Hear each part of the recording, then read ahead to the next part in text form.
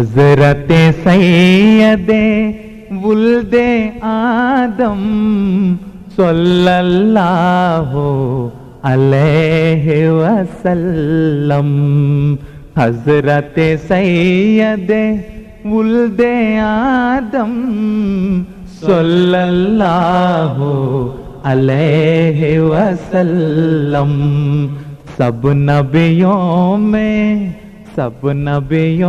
میں افضل و اکرم صلی اللہ علیہ وسلم۔ سلام علی من اتبع الہدی، سلامتی ہو ہدایت کی اتباع کرنے والوں پر۔ شمس صاحب، آپ کی یہ پہلی آڈیو اور آخری آڈیو، میں گزارش کروں گا اپنے بھائیوں سے بالخصوص اور دیگر جو صاحب شعور لوگ ہیں اس گروپ میں، ان سے گزارش ہے کہ یہ دونوں آڈیو ضرور سنیں اور سمجھیں کہ شمس صاحب کیا کہہ رہے ہیں، دبے لفظوں میں کیا کہہ رہے ہیں۔ فیصلہ ہو چکا ہے، لیکن جب تک شمس صاحب اپنی زبان سے اقرار نہیں کریں گے، ہم بچپن میں بچے تھے تو ضد کرتے تھے نا، کھیلتے تھے، تو اگر کوئی شکست مان بھی جاتا تھا تو ہم کہتے تھے نہیں، اس طرح نہیں اس طرح ہم نے نہیں ماننا کہ ٹھیک ہے سکور پورا ہو گیا چھوڑ دیں، نہ نہ نہ نہ، اس طرح نہیں چھوڑنا۔ شمس صاحب سنیے آپ نے کیا فرمایا ہے اپنی آڈیوز میں۔ کچھ باتیں تو ایسی ہیں جن کا جواب دینے کی ضرورت نہیں، اگر ہر آڈیو کا جواب دیں گے تو پھر بہت لمبی بات ہو جائے گی، لیکن چند باتیں ہیں جنہوں نے بڑا ہی دل میں مزہ پیدا کیا، میں وہ باتیں عرض کرنا چاہتا ہوں۔ کہ آپ نے کہاں پڑھا ہے کہ مرزا صاحب نے والد صاحب کے پینشن لے کر گھر سے بھاگے تھے؟ یہ آپ کی طرف سے اپنا جملہ تھا، تو غلطی ہوئی تو درست کریں۔ اور اس وقت جو پینشن حاصل کیا گیا، یہ حاصل کی گئی، وہ واقعی 700 روپے تھے؟ دلیل پیش کریں۔ آپ نے اپنی آواز سن لی شمس صاحب، لیجیے دلیل پیش خدمت ہے۔ شمس صاحب اب یہ نہ کہہ دیجیے گا کہ صرف 2 لائنیں پیش کی ہیں۔ عام طور پر ہم جب آپ کے سامنے حوالہ پیش کرتے ہیں تو کوشش کرتے ہیں کہ کتاب کا نام اور صفحہ نمبر واضح ہو جائے، تاکہ آپ خود کھول کر، اپنی کتاب ہے خود پڑھ لیں گے نا۔ آپ تو مربی، میں نے کہا مربی آپ غصہ اس پہ بھی کر رہے ہیں، میں نے کہا آپ تنخواہ لیتے ہیں آپ اس پہ بھی غصہ کریں، چلے اب آپ کو کچھ نہیں کہیں گے۔ سیرت المہدی کا صفحہ نمبر 37 نظر آ رہا ہے، حصہ اول کا، اس کا اوپر والا صفحہ ہے، 36 صفحہ کی لائنیں دونوں پڑھ لیں کہ وہ سکھوں نے مرزا صاحب کی جو خاندانی جاگیر تھی وہ ضبط کر لی تھی۔ 700 روپیہ سالانہ کی ایک اعزازی پینشن نقدی کی صورت میں مقرر کر دی تھی، جو ہمارے دادا صاحب کی وفات پر صرف 180 رہ گئی تھی۔ یعنی جب مرزا صاحب کے والد فوت ہوئے، ان کا بیٹا یہ بتا رہا ہے کہ ہمارے دادا کی پینشن 700 روپیہ تھی، اعزازی طور پر نقدی میں ملتی تھی۔ وہ جب دادا فوت ہوئے، یعنی مرزا صاحب کے والد فوت ہوئے، تو پھر وہ 180 روپے رہ گئی۔ پورے وقت امام دین اور حضرت مرزا صاحب اکٹھے ساتھ ساتھ رہے؟ کیا شہود العیان اس کی گواہی ہیں؟ تو دلیل لائیں۔ مہینوں ساتھ پھرتے رہے، اس کی دلیل کہاں ہے؟ پیسہ خرچ ہو چکنے کے بعد الگ ہوئی ہے، اس کی دلیل بتائیں۔ جی شمس صاحب، یہ 3 باتیں ہیں آپ نے جو بیان کی ہیں، ان تینوں کا جواب میں اپنی اگلی آڈیو میں بذریعہ سکین پیش کر دیتا ہوں، سکین بھی لگا دیتا ہوں، حالانکہ یہ سکین ہم نے پہلے بھی یہاں لگایا ہے، شاید آپ نے غور نہیں فرمایا، دوبارہ لگا دیتے ہیں۔ اچھا، یہی سیرت المہدی کا صفحہ 38، اس کے آخر پہ لکھا ہوا ہے 49 نمبر جو روایت ہے آپ کی، آپ صفحہ کا کوئی بھی ہو تو حصہ اول کی جو 49 نمبر روایت ہے آپ کھولیں گے تو مل جائے گی آپ کو۔ مرزا بشیر نے بیان کیا کہ میری والدہ مجھے بتاتی ہیں کہ ایک دفعہ جوانی کے زمانے میں مرزا صاحب تمہارے دادا کی پینشن وصول کرنے گئے، یعنی مرزا صاحب اپنے والد کی پینشن وصول کرنے گئے۔ پیچھے پیچھے امام دین چلا گیا۔ جب مرزا صاحب نے پینشن وصول کر لی تو وہ آپ کو پھسلا کر اور دھوکہ دے کر بجائے قادیان لانے کے باہر لے گیا، اوکے، اور ادھر ادھر پھراتا رہا۔ پھر جب اس نے سارا روپیہ اڑا کر ختم کر دیا تو آپ کو چھوڑ کر کہیں اور چلا گیا۔ جی شمس صاحب، آپ کے سارے سوالوں کے جواب مل گئے کہ نہیں؟ کہ وہ مرزا صاحب کے ساتھ ہی رہا، جب پیسہ ختم ہو گیا تو پھر وہ مرزا صاحب کو چھوڑ کر کہیں اور چلا گیا۔ یہ آپ کی ام المومنین کے الفاظ ہیں، جن کو آپ ام المومنین کہتے ہیں۔ میرا خیال ہے یہ تو آپ کو یقین آ گیا ہوگا کہ پورے وقت مرزا صاحب اور امام دین اکٹھے رہے ہیں۔ پھر وہ پیسہ ختم ہونے کے بعد अलग अलग हुए हैं दोनों बाद में। ये भी आपको अल्फाज नजर आ गए होंगे। अब ये जो सवाल है कि महीनों साथ फिरते रहे हैं, इसका सबूत सुन लीजिए। यहां से छोड़कर मिर्जा साहब जब गए हैं सियालकोट, कितने रुपए महाना पर मिर्जा साहब ने वहां नौकरी शुरू की थी? 15 रुपए पर। अच्छा, 700 रुपया जो है वो कितने महीने बंदा काम करे तो वो बनते हैं? तकरीबन 50 महीनों की उजरत तो है। चलें आप 45 महीनों की कर लें, 40 महीनों की उजरत कर लें। शम्स साहब 3 साल की उजरत कर लें, 36 महीनों की मैं कह रहा हूं। 3 साल की उजरत मिर्जा साहब और इमाम दीन दोनों लेकर कितने महीने फिरे होंगे आपके ख्याल में? वैसे तो कहने को तो आपके एक मरबी साहब कल परसों मुझे कह रहे थे चंद घंटों का मामला था, तुम खामखा कह रहे हो महीनों तक। तुम्हें कैसे पता है महीनों तक फिरते रहे हैं? चंद घंटों तक मामला रहा होगा ज्यादा ज्यादा।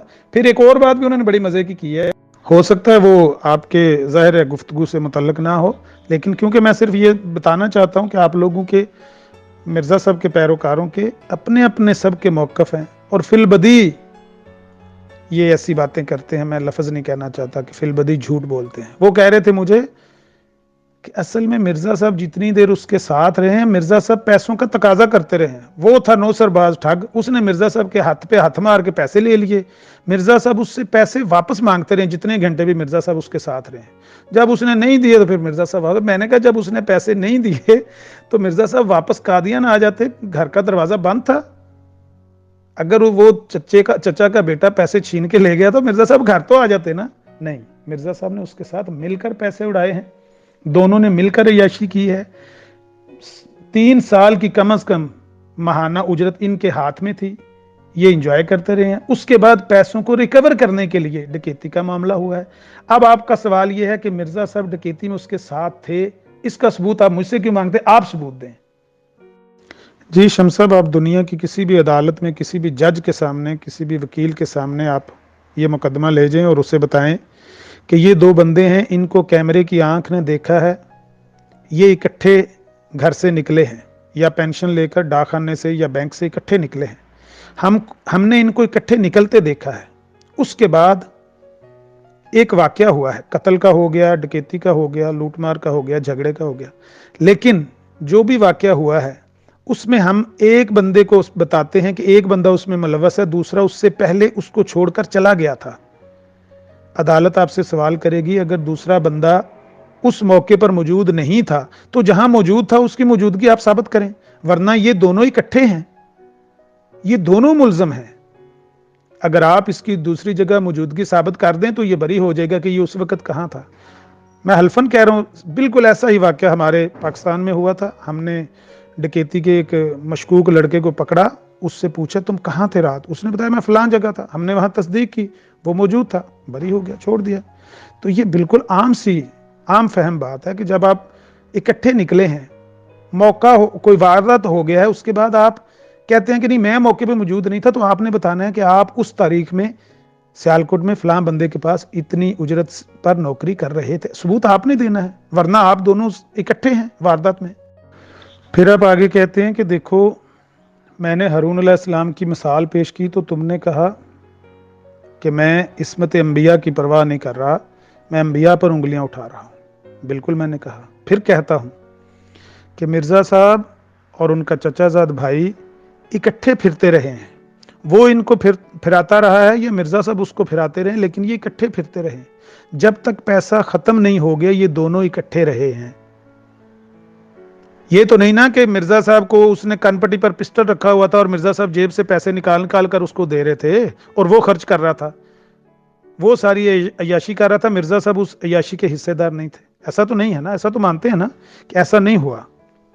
इस बात की उससे क्या निस्बत जिसके लिए कुरान ने अल्फाज इस्तेमाल किए, वकादू यक्तुलूननी, ये मुझे कत्ल कर डालते। आप खुद मान रहे हैं खौफजदा थे सैयदना हारून अलैहिस्सलाम, वो तो खौफजदा थे, मिर्जा साहब तो खौफजदा नहीं थे ना। मिर्जा साहब की कनपट्टी पर तो पिस्टल नहीं रखा हुआ था ना मामदी ने कि मैं तुझे कत्ल कर दूंगा अगर तुमने पैसे ना मुझे दिए।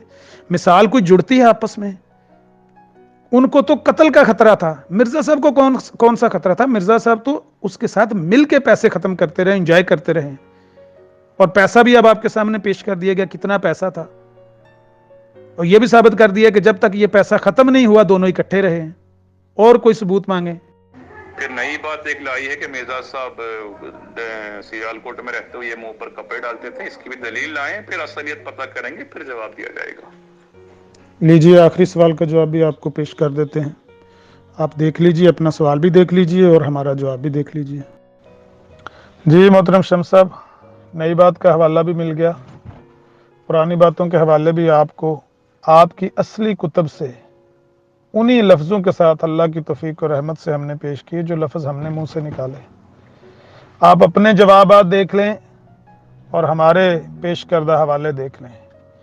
ये जो मैंने हवाला आपके तलब करने पर पेश किया है, ये सियालकोट का वो दौर है जिसमें मिर्ज़ा साहब डकैती के वाक़े के फ़ौरन बाद सियालकोट चले गए थे, और वहाँ जब मिर्ज़ा साहब घर से बाहर निकलते थे तो अपने ऊपर चादर लपेट के रखते थे, चेहरे का सिर्फ उतना हिस्सा नंगा रखते थे जिससे रास्ता नजर आए। जब कचहरी से वापस आकर अपने घर आते थे तो दरवाजा बंद कर लेते थे। बता सकते हैं क्यों? शम्स साहब, अदालत जब भी फैसला करती है क्राइम को देखकर करती है, शहादतों को देखकर करती है। मौके से तो मुल्जम कभी कभार पकड़े जाते हैं ना, वैसे जो मौके से भी पकड़े जाते हैं, मैं आपको बताऊं, उन्होंने भी ऐसी ऐसी बातें कह दी हैं कि सुनने वाले अशशकार उठते हैं। मेरा भाई वकील है पाकिस्तान में, उन्होंने मुझे बताया कि मैं अदालत में गया हूं तो मेरे साथ एक और कोई वकील मुकदमा लेकर आए थे, तो ये वहां वैसे ही सुन रहे थे वहां पर खड़े पास। कहते हैं उस वकील ने ऐसी दलील दी है, लोहे तोड़ दलील दी है। क्या दलील दी है? कहते हैं वो दो लड़के थे, डकैती करते हुए रंगे हाथों पकड़े गए, मॉब ने उनको पकड़कर फेंटी भी लगाई, मारा भी, और फिर पुलिस के आगे पेश कर दिया। अब उससे इनकार तो नहीं किया जा सकता कि इन लड़कों ने डकैती नहीं की। औरत से पर्स छीना था, पर्स में वो पैसे थे, जेवर था, जो भी था, लोगों ने पकड़ लिया। वकील ने क्या दलील दी? कहते हैं मेरे सामने वो वकील उन लड़कों को स्कूल की वर्दी, स्कूल का यूनिफॉर्म पहना के ले आया दोनों लड़कों को। कहता है जी ये तो स्कूल के स्टूडेंट है, मोटरसाइकिल पर जा रहे थे। इनके आगे एक मोटरसाइकिल पर एक मर्द और एक खातून वो जा रहे थे। खातून की झोली में पर्स था, आगे से हवा का झोंका आया है, वो पर्स खातून की झोली से उड़कर इनकी झोली में आ गिरा है, पीछे वाले मोटरसाइकिल सवारों की। लोगों ने पकड़ के मारना शुरू कर दिया कि इन्होंने डकैती कर दी है। मेरे भाई कहते हैं मैं भी हंसने लगा, जज भी हंसने लगा कि बड़ी लोहे तोड़ दलील दी है। तो इसलिए क्राइम को देखें, अगर शहादतों को देखें, तो मिर्जा साहब को कैमरे की आंख ने देखा कि वो इमाम दीन के साथ पेंशन लेकर निकले, बैंक से, पोस्ट ऑफिस से, जहां से भी निकले। 700 रुपया उनकी जेब में था। फिर उसके बाद मिर्जा साहब और वो दोनों गायब रहे, कहां कहां फिरते रहे, किसी और कैमरे ने उनको देखा नहीं है। उसके बाद एक बंदा पकड़ा जाता है डकैती में, मिर्जा साहब कहें कि मैं साथ मौजूद नहीं था, तो सबूत तो आपके जुम्मे है ना। शम्स साहब, आप मुझसे सबूत तलब कर रहे हैं, सबूत तो आपके जुम्मे है कि आप साबित करेंगे कि जिस तारीख को डकैती हुई उस तारीख को मिर्जा साहब वहां डकैती वाली जगह पर मौजूद नहीं थे, सियालकोट में नौकरी कर रहे थे, वरना मिर्जा साहब तो डकैती में मुलव्वस हैं, साबित हो रहे हैं। और अगली बात सुने, हमने अल्लाह की तौफीक और रहमत से मिर्जा साहब के 1882 वाले दावा ममूरियत से कबल की जिंदगी आपके सामने रखकर ऑपरेशन कर दिया उसका। अब अपनी आंखों से इसको देखें, इसका मुलाजा करें और जवाब दें कि मिर्जा साहब की जिंदगी कैसी थी। क्या इस जिंदगी को पाक जिंदगी कहा जाएगा या अयाश जिंदगी कहा जाएगा? आए अब दावा के बाद की मिर्जा साहब की जिंदगी छोड़ें। तफसीर इब्ने कसीर का नाम लेकर मिर्जा साहब ने जो कहा, आपने भी देख लिया, सब लोगों ने देख लिया, उसका जवाब भी हमने सुन लिया। लोग फैसला कर लेंगे किन हदीस में वो बातें मजकूर हैं जिनका मैंने सवाल पूछा था, आपका जवाब लोगों ने सुन लिया, लोग फैसला कर लेंगे। मिर्जा साहब की दावा के बाद की जो जिंदगी है, बताएं कि क्या मैं उनके दावा नबूवत की वजह से उन पर इल्जाम लगा रहा हूं या वाकईतन मिर्जा साहब क्रिमिनल माइंडेड थे, मुजरमाना जहनीयत के मालिक थे? सवाल आपसे कर रहा हूं, खुदा रहा इंसाफ से काम लीजिएगा। मिर्जा साहब के घर की तलाशी ली पुलिस ने लेकराम के कत्ल में, क्यों ली? मिर्जा साहब तो सूफी आदमी थे, आपके बकौल बड़े मुत्तकी परहेजगार आदमी थे, दीनदार, लोगों को दीन की तबलीग और मुनाजरे करने वाले थे। मिर्जा साहब के घर की तलाशी क्यों ली गई? छुरी तलाश करने के लिए। क्यों? माशरे में मिर्जा साहब अगर परहेजगार इंसान शुमार किए जाते, पुलिस कभी इनके घर ना आती। मिर्जा साहब मुजरमाना जहनीत के मालिक, माशरे में मशहूर थे, और मशहूर इसलिए थे कि जब मिर्जा साहब की हिस्ट्री पढ़ेंगे ना, सवाने उम्री उनकी पढ़ेंगे, उनका रिकॉर्ड चेक करेंगे कि मिर्जा साहब के ऊपर कितने पर्चे दीवानी हुए और कितने फौजदारी मुकदमात उन्होंने फेस किए, तो आपको पता चल जाएगा कि मिर्जा साहब किस जहनीत के मालिक थे। कितने फौजदारी मुकदमात थे शम्स साहब मिर्जा साहब पर, और कितने दीवानी मुकदमात का सामना करना पड़ा। अदालत से सजा याफ्ता है मिर्जा साहब। अगर आप ये भी ना जानते हो तो मैं आपको हवाला पेश कर दूंगा। राय आत्माराम की अदालत, डिस्ट्रिक्ट सेशन जज गुरदासपुर ने मिर्जा साहब को 6 महीने जेल की सजा सुनाई थी, या 500 रुपया जुर्माना जमा करवाएं या 6 महीने सजा भुगतें।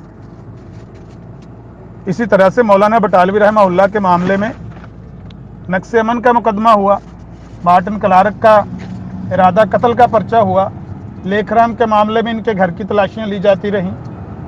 कितने फौजदारी मुकदमात और कितने दीवानी मुकदमात, 6 मुकदमात मिर्जा साहब ने भुगते हैं। तो आप सोच सकते हैं कि मिर्जा साहब किस जहनीत के मालिक थे। ये मैं इसलिए इल्ज़ाम लगा रहा हूं कि उन्होंने दावा नबूवत किया या वाकई उनके ऊपर ये मुकदमात थे और उन्होंने इन मुकदमात में अदालतों में पेशियां भुगती हैं, पर्चे भुगते हैं। इतना बता दें, एक सवाल मैं करता हूं, इतना बता दें कि मिर्जा साहब की दीवार का मुकदमा जो उनके चचाजाद भाइयों के साथ चला, इमामदीन निजामुद्दीन के साथ, इसकी बुनियाद क्या थी? क्या इमामदीन निजामुद्दीन लाहौर गए हुए थे और जब उन्होंने वापस आकर देखा कि आपके मसीह मऊद ने रातों रात वहां कमरा तामीर कर लिया था, इस वजह से उन्होंने दीवार इनके दरवाजे के आगे बनाई थी, या और कोई वजह थी? बताएंगे? सोचिए जरा मिर्जा साहब की जहनीत। वो दोनों भाई घर नहीं थे, वो लाहौर गए हुए थे, इमामदीन निजामुद्दीन, मुश्तरका खाता होता है ना चचाजाद भाइयों के दरमियान। वो वापस आए, रात लाहौर थे, वापस आए, घर आके कादियान देखा, मिर्जा साहब ने वहां पर कमरा तामीर कर लिया था। उनको इतना गुस्सा आया, उन्होंने फिर अपने हिस्से में वो दीवार तामीर कर दी जो मिर्जा साहब के दरवाजे को बंद कर रही थी, जिसकी वजह से मिर्जा साहब ने जाके अदालत में फिर मुकदमा करके वो दीवार गिराई कि मेरा तो इन्होंने रास्ते ही बंद कर दिए, नाटक बंद कर दी, मैं क्या करूं। लेकिन क्यों ये नौबत आई, क्यों दीवार उन्होंने बनाई? बताएंगे वजह क्या है? मेरे इन सवालों के जवाब खुदारा दे दीजिए, जितने मैंने सवाल किए हैं। लोग फैसला कर लेंगे मिर्जा साहब कितनी पाकबाज जिंदगी के मालिक थे, दावे से पहले और दावे के बाद लोग फैसला कर लेंगे। बाकी मिर्जा साहब के झूठ तो मैं इतने बयान कर सकता हूं कि जिस तरह आप आज कह रहे थे ना, एक एक हवाला करके पेश करो, एक एक करो, रोको इसको और रोको एडमिन, इसको रोको यार।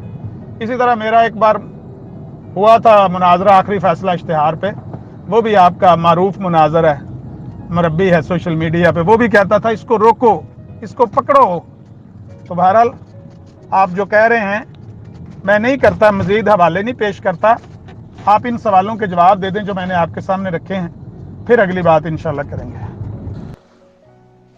बिस्मिल्लाहिर्रहमानिर्रहीम, अस्सलातु वस्सलामु अला रसूलिल्लाह, अम्मा बाद। हमारे मुकर्रम आमिर साहब की गुफ्तगू मैंने सुनी है, कुछ हिस्सा भी बाकी है। अल्हम्दुलिल्लाह उन्होंने कई बातों का फ़ैसला सामीन के ऊपर छोड़ दिया है, इसलिए मैं उस पर कोई बात करना नहीं चाहता। सिर्फ पेंशन हासिल करने वाले वाक़या को मौजूदा ज़माने के दुनियावी महकमे में समाअत के लिए पेश करके ज़ाती मफाद के लिए काम करने वाले वकला के तर्ज़ बयान में वकालत करते हुए ये साबित करने की फिर से नाकाम कोशिश की गई है कि मैं किसी न किसी तरह साबित कर दूं कि मिर्ज़ा साहब झूठे हैं, माअज़ल्लाह। बहरहाल मुझे मौका मिला है कि मैं इस अहम नुक्ते को मज़ीद वजाहत से पेश करूं, क्योंकि मामूरियत से पहले का ये ज़माना बहरहाल काबिल ज़िक्र है, क्योंकि यही हमारा मौज़ूए गुफ्तगू भी है। मामूर होने के बाद तो दोस्त दुश्मन बन जाते हैं, सच्चे को झूठे साबित करने के लिए पूरी कोशिश की जाती है। لہذا سابقہ زندگی کے واقعات سے ہمیں سچے کی سچائی کا بنیادی ثبوت مل جاتا ہے۔ تو پینشن والی جو بات ہے اس کو میں یہاں پر مزید تفصیل سے کھول رہا ہوں دلائل کے ساتھ۔ اصل میں یہ بات کچھ دیر پہلے جمعے سے پہلے کچھ وقت ملا تھا تو میں نے آڈیو کر کے رکھ لیا تھا، لیکن وہ پوری کرنے کا موقع نہیں تھا جمعے کی مصروفیات کی وجہ سے، اس لیے میں یہاں پر وہ وائس میں ایک ایک کر کے اپنی وائس یہاں ڈال دیتا ہوں۔ اس کے بعد وقت ملا تو میں آگے کنٹینیو کروں گا، نہیں تو پھر شام کو باقی باتیں انشاءاللہ۔ بسم اللہ الرحمن الرحیم۔ دیکھتے ہیں سیرت المہدی والی روایت کو پینشن کے تعلق سے۔ حضرت مسیح موعود علیہ السلام تمہارے دادا کی پینشن وصول کرنے گئے۔ پینشن لے کر گھر سے نہیں بھاگے، پینشن لینے کے لیے گھر سے نکلے، یہ ہے صاف جملہ۔ پھر لینے نکلے تو پیچھے پیچھے مرزا امام الدین بھی چلا گیا۔ جملے پر غور کریں، میں بھی یہاں پر وکیل بن کر بات کروں گا، جیسے کورٹ میں وکیل بات کرتے ہیں، غالباً ہمارے عامر صاحب کو اسی بات پسند ہے۔ تو دیکھیں، امام الدین کو پتا تھا کہ مرزا صاحب پینشن لینے جا رہے ہیں، یہ ایک پوائنٹ نوٹ کر لیں۔ پھر یہ امام الدین کو کیسے پتا لگ گیا پینشن لینے جا رہے ہیں؟ کہیں ایسی روایت میں تو نہیں کہ مرزا صاحب نے اس کو بلایا، آ جاؤ میں پینشن لینے جا رہا ہوں تم بھی آؤ، ایسی کوئی بات تو نہیں ہوئی۔ تو یہاں یہ ہے کہ پینشن لینے جانے کا وقت ہوتا تھا، معین تاریخ ہوتی تھی، ہر مہینے میں جا کر پینشن لینے کی عادت تھی اس وقت، اور پینشن لینے کے لیے کوئی نہ کوئی جایا کرتے تھے، اور حضرت مرزا صاحب خود جایا کرتے تھے، تبھی تو پتہ لگ گیا نا۔ تو اس سے ایک بات یہاں نکلتی ہے، پینشن حاصل کرنے کی عادت ماہانہ ہوا کرتی تھی۔ یہاں پر ہمارے عامر صاحب نے سالانہ پینشن کی رقم سالانہ 700 بتایا، وہ تعین رقم ہے، سالانہ رقم ہوتی ہے، لیکن وصول پانے کی عادت ماہانہ ہوا کرتی تھی پہلے بھی، اور اب بھی ایسا ہے۔ اب آپ کو شک ہو تو آپ انٹرنیٹ میں گوگل پر سرچ کر لیں، برٹش راج پینشن ایکٹ پہ کلک کر کے دیکھیں، اس زمانے میں 1897 میں، اور اس کے بعد وہ پارٹیشن سے پہلے کے زمانہ ہی لے لیں، سب میں آپ دیکھیں گے ماہانہ پینشن حاصل کرنے کا ذکر ہے، پینشن کے تعین کا ذکر نہیں، پینشن وصول کرنے کا ذکر۔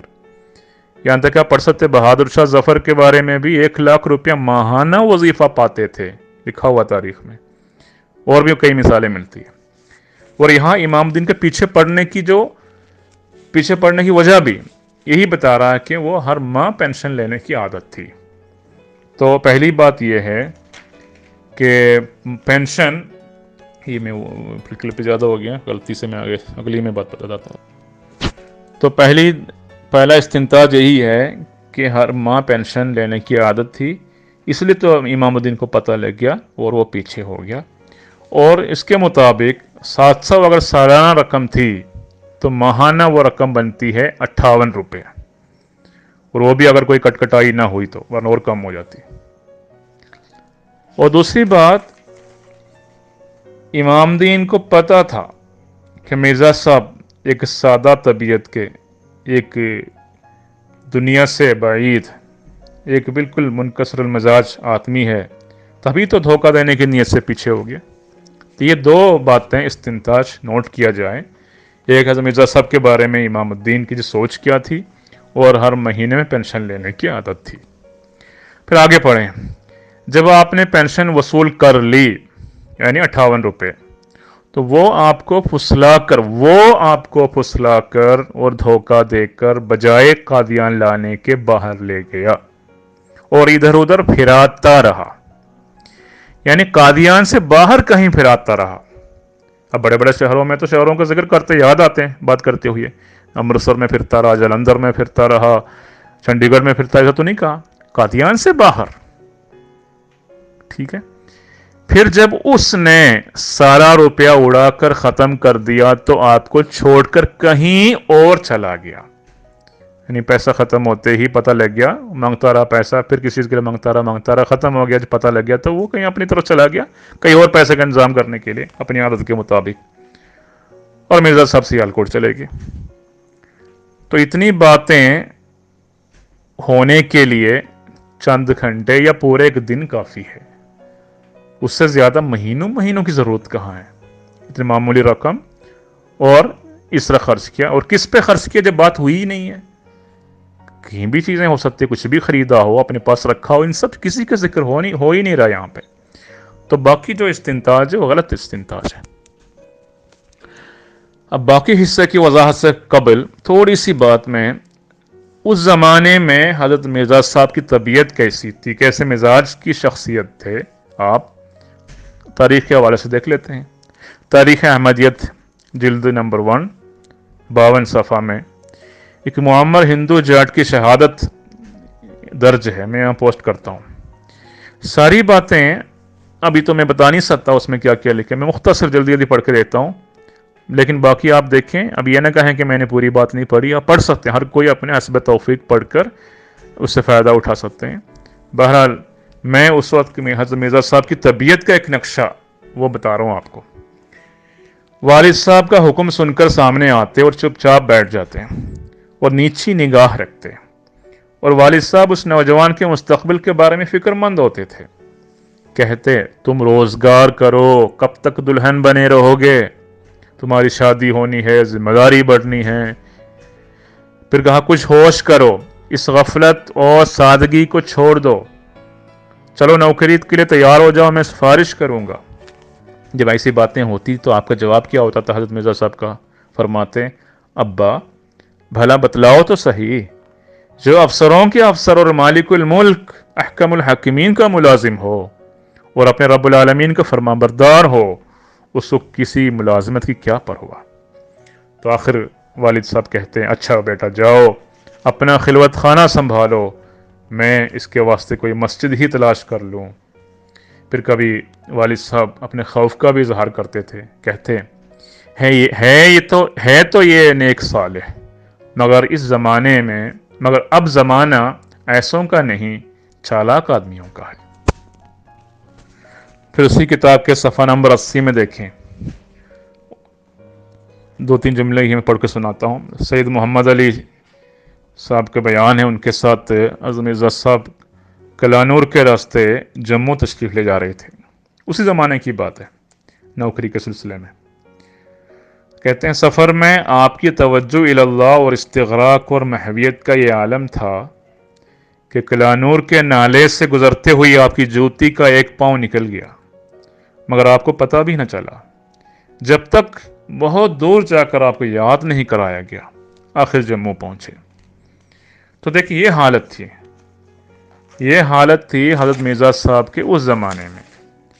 تو دیکھیں امام الدین تو نہایت چلاک انسان، اور مرزا صاحب کی یہ حالت. تو اس میں اس سادہ طبع صالح انسان کی کیا غلطی تھی کہ وہ طاقت کے بل وہ چیز جس کو روپے کہا کرتے تھے، جسے سخت کراہت سے حضرت مرزا صاحب دیکھتے تھے، تو اس روپے کی خاطر زور زبردستی سے امام الدین کے اوپر حملہ کرتے ہیں. وہاں حضرت ہارون علیہ السلام کو دیکھیں، حضرت ہارون علیہ السلام زبردستی اپنے آپ کو قربان کر کے قوم کو شرک سے نہیں روک پائے، حالانکہ نبوت کے بعد کی بات ہے. تو یہاں ایک عاجز نوجوان کو اپنے گھر کے مال کی خاطر خاندان کے ایک فرد سے زور زبردستی کرنے کی یا لڑنے کی کیا ضرورت تھی؟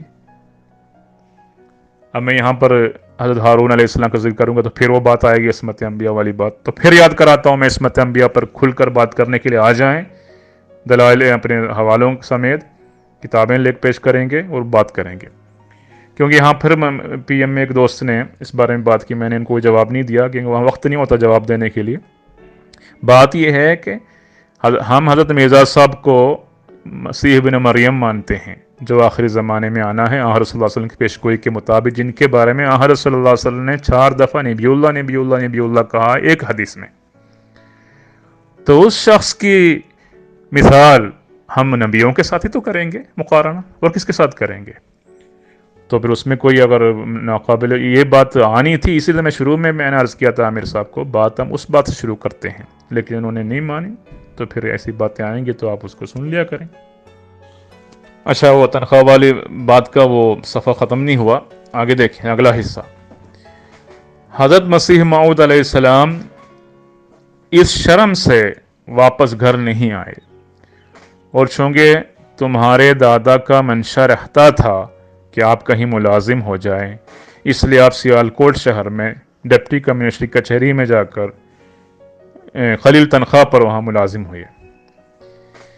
जिस किताब का आप हवाला पेश कर रहे हैं उसी में मुअल्लिफ ने खुद वाज़े कर दिया है कि देखिए अगले सफ़े पर क्या लिखा है। इस रिवायत से ये नहीं समझना चाहिए, हमें सब आपके लिए है, इस रिवायत से ये नहीं समझना चाहिए कि हज़रत मसीह मऊद अलैहिस्सलाम का सियालकोट में मुलाजिम होना इस वजह से था कि आपसे मिर्ज़ा इमामुद्दीन ने दादा साहब की पेंशन का रुपया धोखा देकर उड़ा लिया था। नहीं, ऐसा नहीं था, क्योंकि आपने जैसा कि ख़ुद अपनी तसनीफ़ात में तसरीह की है कि आपकी मुलाजिमत इख्तियार करने की वजह सिर्फ ये थी कि आपके वालिद साहब मुलाजिमत के लिए ज़ोर देते रहते थे। देखिए मैंने पहले मिसालें पेश की हैं, उससे आपको ये बात पता लग जाएगा। फिर आपका अगला एतराज़ ये है कि हज़रत मिर्ज़ा साहब का मामूल था कि आप घर से बाहर अपने ऊपर चादर लपेटे रखते और सिर्फ इतना हिस्सा चेहरे का खुला रखते थे जिससे रास्ता नजर आ जाए, और घर के अंदर दाखिल होकर दरवाज़ा बंद करते थे। सामीन आप खुद पढ़ें, हमारे आमिर साहब ने सफ़ा पोस्ट किया, उसी सफ़े को पढ़ें, पूरा पढ़ें, क्या समझ में आ रहे हैं आपको। यही बात वाज़ी हो रही है कि हज़रत मिर्ज़ा साहिब बाहया नौजवान थे, इफ़्फ़त पसंद थे, परहेजगार थे, मुनक़ता अन दुनिया थे। मुझे नहीं पता लग रहा है कि यहाँ आमिर साहब एतराज़ात क्या करना चाहते हैं। क्या चेहरा ऐसा छुपाना शरअन मना है? वो अगर कभी किसी वक्त नहीं छुपाया, नॉर्मल चलते रहे, तो क्या वो शरीयत के ख़िलाफ़ है? एतराज़ है क्या? मुझे समझ नहीं आ रहा। अब आइए हम देखते हैं कि वो गवाहियाँ जो सियालकोट से निकली हुई गवाहियाँ हैं, और उस वक्त की गवाहियाँ हैं जब आप हज़रत मिर्ज़ा साहब अलैहिस्सलाम जब सियालकोट में मुलाजिम थे, उस वक्त वहाँ के लोगों ने आपके बारे में क्या कहा। ये पोस्ट भी करता हूँ सफ़ा, ये तारीख़ अहमद जिल्द अव्वल सफ़ा 94 है। ये मैं पूरा नहीं पढ़ रहा क्योंकि वक्त की कमी की वजह से मैं पॉइंट बात करता हूँ। देखिए ऊपर ही लिखा हुआ है कि पिछले सफ़े से शुरू है कि जब आप वहाँ नौकरी से इस्तीफ़ा देकर वापस कादियान आने लगे तो उसने आपकी मशायत के एजाज़ में, यानी आपकी बुजुर्गी के एजाज़ में तातील आम कर दी थी कि ऐसा पाकबाज शख्स उनके लिए उनके अमले से मुस्तफ़ा होकर जा रहे हैं। फिर अगले इसमें लिखा है, पैराग्राफ में लिखा है कि जिन लोगों के मकानों में आपने उन दिनों क़याम फरमाया वो आपको वलीउल्लाह करार देते थे। फिर बाकायदा नाम लेकर गवाहियाँ पेश की जा रही हैं। सियालकोट में एक साहिब हकीम मज़हर हुसैन साहब थे। वो क्या कहते हैं, वो बाद में तो दुश्मन हुए दावे के बाद आपके मुखालिफत में आए, लेकिन शुरू के ज़माने की बात जो साफ बात है वो बता रहे हैं।